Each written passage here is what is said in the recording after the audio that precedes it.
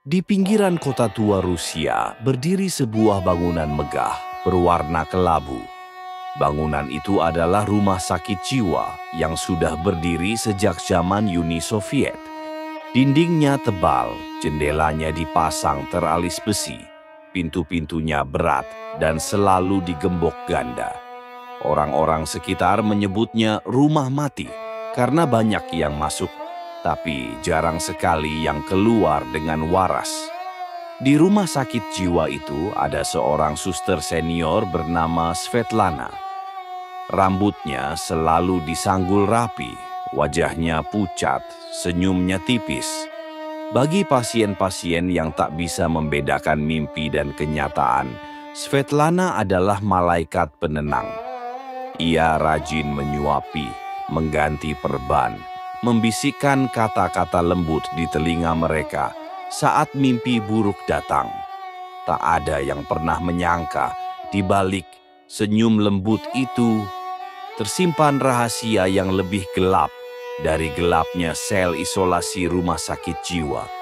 Svetlana selalu memilih pasien yang sunyi, orang gila yang tak punya keluarga, gelandangan yang ditangkap polisi lalu dimasukkan ke RSJ, atau pasien yang dicap terlalu berbahaya untuk dibebaskan.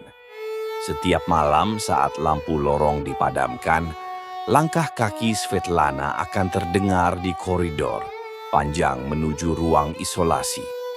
Dengan kunci cadangan, ia membuka pintu sel, menutupnya pelan, dan suara erangan kecil akan terdengar, bercampur suara logam pisau bedah yang beradu dengan meja besi. Svetlana mematikan CCTV ruangan. Dengan pisau kecil, ia mengiris bagian daging di paha atau lengan korban, sedikit demi sedikit. Potongan itu dibungkus kain kasa, dimasukkan ke kotak logam, lalu disembunyikan di laci meja medis ruang perawat. Pagi harinya tak ada yang curiga. Pasien hanya menangis, menggigil, atau berbicara sendiri, seolah luka itu akibat ulah mereka sendiri. Dokter jaga pun hanya menuliskan pasien melukai diri lagi di catatan medis. Tak ada yang curiga pada suster setia seperti Svetlana. Ia mengabdi puluhan tahun di sana, tak pernah cuti, tak pernah melanggar perintah dokter kepala. Tapi tak ada yang tahu.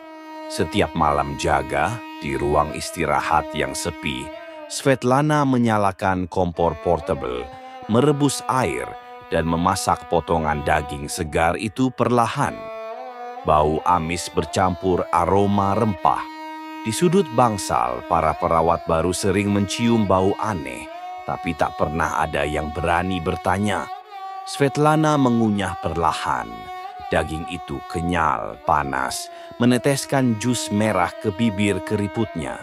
Ia menutup mata setiap kali menelan, seolah sedang menikmati makanan terlezat di dunia. Baginya, tubuh manusia adalah sajian suci. Setiap gigitan adalah kekuatan. Ia percaya, semakin sering ia makan daging orang gila, semakin kuat jiwanya menahan beban pekerjaannya. Dan tak pernah ada yang tahu, sampai suatu malam ia ceroboh. Salah satu pasien baru bernama Mikhail, seorang pemuda pecandu alkohol yang ditangkap polisi saat mengamuk di jalan. Tak ada keluarga, tak ada orang yang peduli. Bagi Svetlana, dia sasaran empuk. Malam itu, Svetlana masuk ke sel Mikhail, membawa pisau dan kain kasa. Ia mengiris perlahan paha Mikhail, menahan tangisannya dengan kain. Tapi Svetlana terlalu terburu-buru, karena malam itu penjaga baru sedang berpatroli di lorong. Dalam kegelapan, gigi palsu Svetlana yang sudah longgar terlepas dari gusinya. Ia tak sadar, gigi palsu itu jatuh ke luka terbuka Mikhail dan menempel di sana bersama kain kasa berdarah. Svetlana buru-buru menjahit luka Mikhail, menutupnya dengan perban tebal lalu pergi. Ia tak tahu, Mikhail merangkak ke sudut ruangan, menahan nyeri, membuka perbannya, dan menemukan gigi palsu itu. Mikhail tertawa kecil, meski kesadarannya samar. Ia berusaha bangkit ke pintu sel, membenturkan kepalanya, berteriak memanggil penjaga. Penjaga mendobrak pintu, menemukan Mikhail setengah sadar, memegang gigi palsu berdarah. Mereka panik, memanggil dokter jaga. Ketika luka Mikhail dibuka di ruang operasi darurat, dokter menemukan potongan daging yang tak wajar, luka irisan rapi, dan gigi palsu berwarna kuning tua. Berita itu langsung membuat ruangan gempar. CCTV ruang isolasi diperiksa, tapi rekamannya mati. Namun para perawat mulai bicara tentang bau daging rebus di ruang istirahat, tentang cara Svetlana sering mondar-mandir ke gudang medis, tentang bau amis di seragamnya. Pihak rumah sakit memanggil polisi. Svetlana ditangkap di ruang perawat, sedang berdiri membelakangi jendela, memotong potongan daging mentah dengan pisau bedah. Di sakunya, polisi menemukan 3 potong daging manusia dibungkus plastik dan obat penenang dosis tinggi. Svetlana hanya tersenyum saat borgol membelenggu tangannya. Di ruang interogasi, ia hanya berkata pelan, "Daging mereka membuatku hidup lebih lama. Mereka semua milikku." Sebelum kita lanjut ke akhir kisah ini, jangan lupa subscribe Cerita Seriem sekarang juga. Nyalakan loncengnya agar kamu tak ketinggalan kisah nyata paling gelap yang tersembunyi di balik dinding rumah sakit, kantor, atau bahkan rumahmu sendiri. Setelah ditangkap, Svetlana menjalani pemeriksaan kejiwaan. Psikiater forensik menyimpulkan bahwa Svetlana mengalami delusi spiritual kanibalisme. Ia percaya daging manusia yang penuh kegilaan bisa membuatnya kebal dari kegilaan itu sendiri. Selama puluhan tahun bekerja di rumah sakit jiwa, ia menganggap pasien-pasien itu miliknya, bukan manusia, hanya ternak yang disiapkan untuk memuaskan rasa lapar terdalamnya. Polisi menggali ruang bawah tanah lama di rumah sakit itu.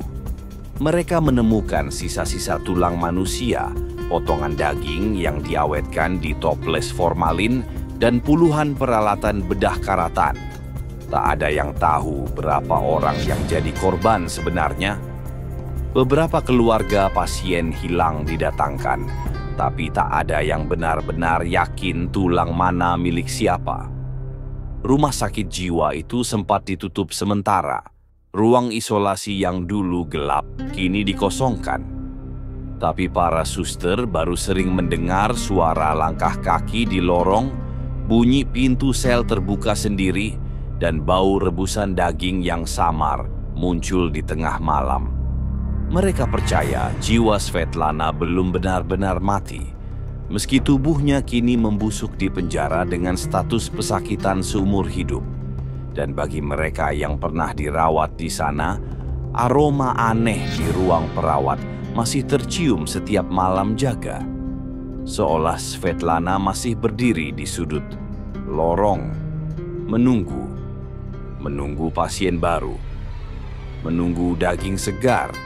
Jadi, jika suatu hari kalian harus bermalam di rumah sakit jiwa, pastikan suara langkah di lorong bukan suara suster kelaparan yang sedang mencarimu.